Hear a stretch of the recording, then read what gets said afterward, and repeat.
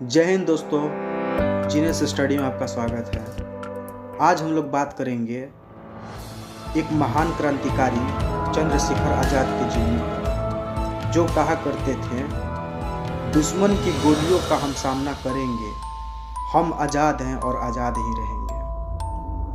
भारत को आज़ाद कराने के लिए कई स्वतंत्रता सेनानियों ने अपनी ज़िंदगी कुर्बान कर दी थी। उन्हीं महान स्वतंत्रता सेनानियों में से एक का नाम चंद्रशेखर आज़ाद है। हालांकि इनका असली नाम चंद्रशेखर तिवारी था, लेकिन आज़ाद इनकी कैसे पहचान बनी, इसके पीछे भी एक कहानी है। तो आइए दोस्तों, शुरू से ही शुरू करते हैं। चंद्रशेखर आज़ाद का जन्म 23 जुलाई 1906 को मध्य प्रदेश के भंवरा गांव में हुआ था। मूल रूप से इनका परिवार उन्नाव जिले के बदरका गांव से था, लेकिन पिता सीताराम तिवारी की नौकरी चले जाने के कारण उन्होंने अपने पैतृक गांव को छोड़कर मध्य प्रदेश के भंवरा गांव जाना पड़ा था। चंद्रशेखर आज़ाद बचपन से ही काफ़ी जिद्दी और विद्रोही स्वभाव के थे। उन्होंने बचपन से ही निशानेबाजी और धनुर्विद्या सीखी।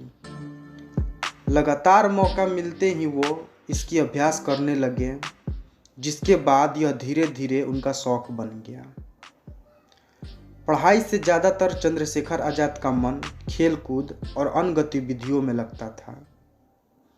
जलियांवाला बाग हत्याकांड के दौरान आज़ाद बनारस में पढ़ाई कर रहे थे। इस घटना ने बचपन में ही चंद्रशेखर को अंदर से झकझोर दिया था। उसी दौरान उन्होंने ठान ली थी कि वह ईंट का जवाब पत्थर से देंगे। इसके बाद उन्होंने तय कर लिया कि वह आज़ादी के आंदोलन में उतरेंगे और महात्मा गांधी के आंदोलन से जुड़ गए। वर्ष 1921 में महात्मा गांधी के असहयोग आंदोलन से जुड़ने के बाद उनकी गिरफ्तारी हुई। उस दौरान जब उन्हें जज के सामने पेश किया गया तो उनके जवाब ने सबके होश उड़ा दिए थे। जब जज ने उनका नाम पूछा तो उन्होंने अपना नाम आज़ाद बताया था। जब दूसरा सवाल पूछा कि तुम्हारे पिता का क्या नाम है, तो उन्होंने अपने पिता का नाम स्वतंत्रता बताया था। और जब तीसरा सवाल पूछा गया कि तुम्हारी माता का क्या नाम है, तो उन्होंने बोला, भारत मेरी माँ है और जेल खाना मेरा घर है। इस बात से जज काफ़ी नाराज हो गया और चंद्रशेखर को 15 कोड़े मारने की सज़ा सुनाई। आदेश के बाद बालक चंद्रशेखर को 15 कोड़े लगाई गई, लेकिन उन्होंने उफ तक नहीं किया और हर बेत के साथ उन्होंने भारत माता की जय का नारा लगाया। आखिर में सज़ा भुगतने के एवज में उन्हें 3 आने दिए गए, जो वह जेलर के मुंह पर फेंक कर आ गए थे।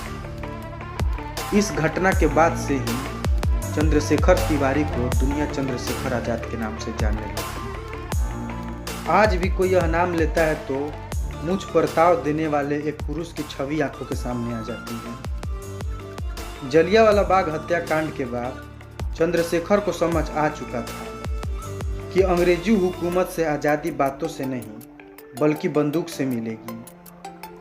शुरुआत में गांधी जी के अहिंसक गतिविधियों में शामिल हुए, लेकिन चौरा चौरी कांड के बाद जब आंदोलन वापस ले लिया गया तो आज़ाद का कांग्रेस से मुंह भंग हो गया और फिर उन्होंने बनारस का रुख किया। दरअसल बनारस उन दिनों भारत में क्रांतिकारी गतिविधियों का केंद्र था। बनारस में वह देश के महान क्रांतिकारी ममनाथ गुप्त और रमेश चटर्जी के संपर्क में आए और क्रांतिकारी दल हिंदुस्तान प्रजातंत्र संघ के सदस्य बन गए। हालांकि शुरुआत में यह दल गरीब लोगों को लूटते थे और अपनी ज़रूरतों को पूरा करते थे, लेकिन धीरे धीरे उन्हें समझ में आने लगा था कि अपने लोगों को दुख पहुंचाकर वे कभी भी उनका समर्थन नहीं हासिल कर पाएंगे। इसके बाद इस दल का उद्देश्य केवल सरकारी प्रतिष्ठानों को नुकसान पहुंचाकर अपनी क्रांति के लक्ष्य को प्राप्त करना बन गया था। इसके बाद उस घटना को अंजाम दिया जो भारतीय क्रांति के इतिहास में अमर पन्नों में सुनहरे हरफों में दर्ज काकोरी कांड है। काकोरी कांड से शायद ही कोई अनजान होगा। दरअसल इस दौरान दल के 10 सदस्यों ने काकोरी ट्रेन लूट को अंजाम दिया था और अंग्रेजों को खुली चुनौती दे दी। इस कांड के लिए देश के महान क्रांतिकारियों राम प्रसाद बिस्मिल, अशफाक उल्लाह खान, राजेंद्र लाहिड़ी और ठाकुर रोशन सिंह को फांसी की सज़ा सुनाई गई थी। इस घटना के बाद दल के ज़्यादातर सदस्य गिरफ्तार कर लिए गए और दल बिखर गया। इसके बाद आज़ाद के सामने एक बार फिर दल खड़ा करने का संकट आ गया। हालांकि अंग्रेज सरकार आज़ाद को पकड़ने में लगी हुई थी, लेकिन वह छिपते छिपाते दिल्ली पहुंच गए। दिल्ली के फिरोज शाह कोटला मैदान में सभी बचे हुए क्रांतिकारियों की गुप्त सभा आयोजित की गई। इस सभा में आज़ाद के साथ ही महान क्रांतिकारी भगत सिंह भी शामिल हुए थे। इस सभा में तय किया गया कि दल में नए सदस्य जोड़े जाएंगे और इसे एक नया नाम दिया जाएगा। इस दल का नाम हिंदुस्तान सोशलिस्ट रिपब्लिक एसोसिएशन रखा गया।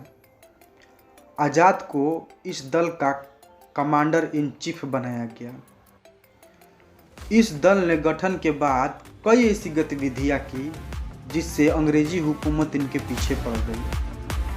1928 में साइमन कमीशन के खिलाफ प्रदर्शन के दौरान लाला लाजपत राय की मौत हो गई। इसके बाद भगत सिंह, सुखदेव और राजगुरु ने उनकी मौत का बदला लेने का फैसला किया। इन लोगों ने 17 दिसंबर 1928 को लाहौर के पुलिस अधीक्षक जेपी सॉन्डर्स के दफ्तर को घेर लिया और राजगुरु ने सॉन्डर्स पर गोली चला दी, जिससे उसकी मौत हो गई। इसके बाद भगत सिंह ने दिल्ली असेंबली में बम फोड़ने का निश्चय किया, जिसमें आज़ाद ने उनका साथ दिया। इस घटनाओं के बाद अंग्रेजी सरकार ने इन क्रांतिकारियों को पकड़ने में पूरी ताकत लगा दी और आरोप में भगत सिंह, राजगुरु, सुखदेव को फांसी की सजा सुनाई गई। दल के लगभग सभी लोग गिरफ्तार हो चुके थे, लेकिन फिर भी काफ़ी समय तक चंद्रशेखर आज़ाद ब्रिटिश सरकार को चकमा देते रहे। आज़ाद ने ठान ली थी कि वो जीते जी अंग्रेज के हाथ नहीं लगेंगे। राजगुरु, भगत सिंह और सुखदेव की सज़ा को किसी तरह कम या उम्र कैद में बदलने के लिए वे इलाहाबाद पहुँचे। उस दौरान अंग्रेजी हुकूमत को इसकी भनक लग गई कि आज़ाद अल्फ्रेड पार्क में छुपे हुए हैं। उस पार्क को हजारों पुलिस वालों ने घेर लिया और उन्हें आत्मसमर्पण करने के लिए कहा, लेकिन उस दौरान वह अंग्रेजों से अकेले लोहा लेने लगे। इस लड़ाई में 20 मिनट तक अकेले सामना लेने के दौरान वह बुरी तरह से घायल हो गए। आज़ाद ने लड़ते हुए शहीद हो जाना ठीक समझा। इसके बाद आज़ाद ने अपनी बंदूक से ही अपनी जान ले ली और वाकई में आखिरी सांस तक वह अंग्रेजों के हाथ नहीं लगे। 27 फरवरी 1931 को वह अंग्रेजों के साथ लड़ाई करते हुए हमेशा के लिए अपना नाम इतिहास में अमर कर गए। चंद्रशेखर आज़ाद का अंतिम संस्कार भी अंग्रेज सरकार ने बिना किसी सूचना के कर दिया। जब लोगों की इसकी बात की जानकारी मिली तो सड़क पर लोगों का जमवाड़ा लग गया और हर कोई शोक की लहर में डूब गया। लोगों ने उस पेड़ की पूजा शुरू कर दी जहां इस महान क्रांतिकारी ने अपनी आखिरी सांस ली थी। धन्यवाद दोस्तों। अगर वीडियो अच्छी लगे तो कृपया लाइक, शेयर और सब्सक्राइब करें।